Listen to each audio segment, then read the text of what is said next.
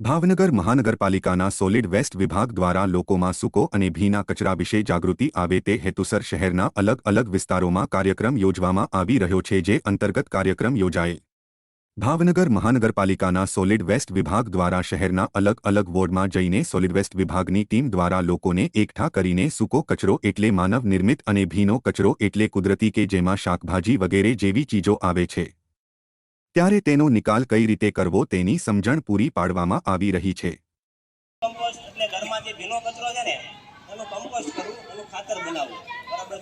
ઘરમાં જે ભીનો કચરો છે, રસોડાનો હેઠવાડ, બગડી ગયેલા શાકભાજી, ફળ, ફૂલ, બાગ બગીચાના પાંદડા વગેરેને તમે ઘરમાં જે આપણે માટલાનો પીવા માટે ઉપયોગ કરતા હોય ને એ દર વર્ષે આપણે ફેંકી દેતા હોય છે.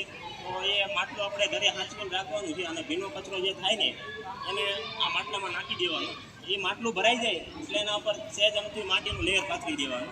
બરાબર. મિનિમમ 2 માટલા અથવા 3 માટલાનો ઉપયોગ કરી શકો છો. પછી એ બાજુમાં છે એ સેનેટરી વેસ્ટ છે, આ બાજુ છે જોખમી કચરો છે અને પેલો છે ડ્રાય વેસ્ટ છે. બરાબર. તો ટેમ્પલ બેલ વાન છે ને આખા ભાવનગરમાં બધી સોસાયટીમાં વેસ્ટ કલેક્શન માટે જાય છે.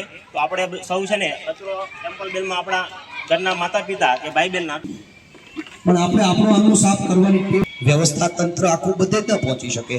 એ તો માત્ર ને માત્ર સજાગ કરી શકે એ વાત કરવાનું છે. અને એમાંય જ્યારે 2040 પછીની યાત્રા 2046-45ની આસપાસ વિશ્વગુરુ બનાવવાનું નેમ જેમણે આપણા આદરણીય વંદનીય એવા પીએમ સાહેબ નરેન્દ્ર મુક્ત કર્યું છે. સુધારો કરવા માટે આપણે પોતે મક્કમ બનવું પડશે. બાકી તો ધંધા માટે ઘણા બધા લોકો એન કેન પ્રકારે કિમિયા કરીને આપતા હોય છે અને સરકારનું ઘણું બધું નિયંત્રણ છે, મહેનત કરે છે, લાખોનો દંડ કરે છે. તો એમ છતાંય તે ધીમે ધીમે એ થાય છે. પણ આપણે પોતે મક્કમ નક્કી કરવાનું છે કે હું પોતે કાપડની થેલી લઈને જ બજારમાં જઈશ, એટલે જેથી કરીને આપણે